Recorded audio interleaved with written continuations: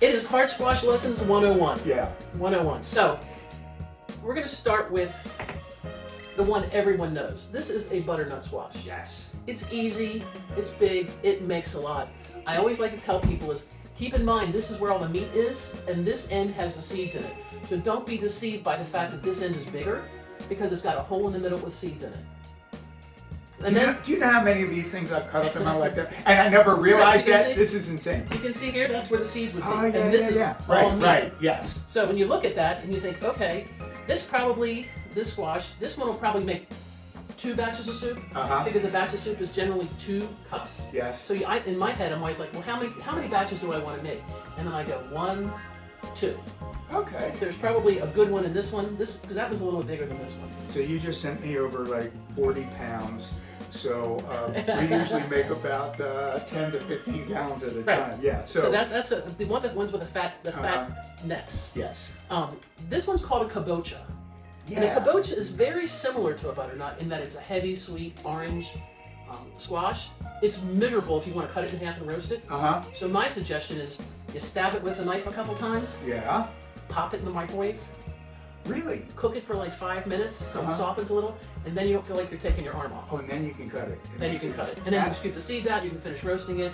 You could even, this one I've even, after it's gotten soft in the microwave, because that's cheating, is I'll take like the cookie scoop or the ice cream scoop, and make dollops of it on a cookie sheet, spray it with olive oil, and pop it in the oven so you have these clumps. Because this one's drier than this one. This is drier? Yep. And so if you're going to make a soup with that one, it probably needs another extra 1/4 cup or 1/2 cup of liquid or whatever you're using. Okay. These 2 are soup squash. You can do other things, but that's where you get your soups. Yeah. This one's called koginut from row 7 seeds. Koginut. Koginut. Not coconut, but K-O-G. Koginut. Okay. This one and the acorn squash that everyone's familiar with are delicious, cut in half. You scoop them out and everybody gets their own half. Yeah. Love to stuff them. Stuffed with something like, sausage and rice and savory, and that's what these are best for. Yeah. Awesome. You can do things, I would do the same thing too. I'd probably pop them in the microwave to soften them a little, just depending, because usually there's a lot of us and I have to get done in a hurry. This tiny one here looks like a butternut. It does, doesn't it? It is not. It's kind of a cousin. It is another specialty one from row 7.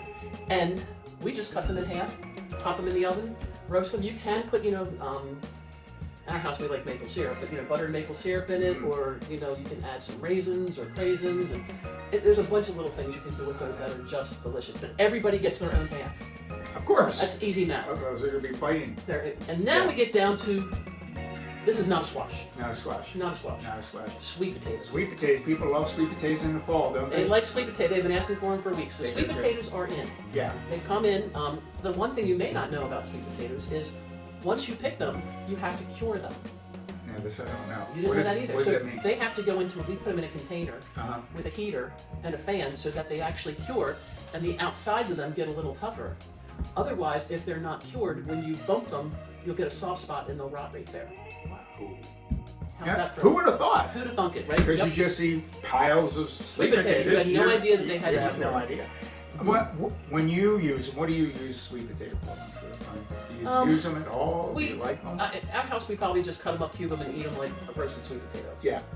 Occasionally, we'll give everybody a half and stuff them with butter. Right. Yeah. But it just kind of cube. It's just the extra starch component of dinner. Yeah. Rather than potatoes. Yeah, well, we used to use them mostly around the holidays, and that's when you would make your candied sweet potatoes or whatever that you would do. But it's changed so much now. You know how people are afraid of potatoes? They go, oh, you can't eat a potato. But they're good for you. But these are good for you, so people are going wild for the sweet potatoes now. So it's and there is other specialty things you can do with it. Yeah. When you can take any vegetable and turn it into dessert, it's always good. Now isn't we're it? talking. So around the Chesapeake and all around Maryland, when you're getting to the holidays or the cool weather, everybody looking for a sweet potato pie. Sweet potato pie. So you could steam that, boil that, or whatever to mash it up. But which way is best for a sweet potato pie? Well, our chef Yolanda. So we're gonna have to ask her. We're gonna have to ask her, but she loves roasting her sweet potatoes before she makes that pie. There you go. That's the answer. So if we want to learn how to do the best sweet potato pie, I think we better go over to Butcher's and see Yolanda and see how she does it. All right, we'll see you there.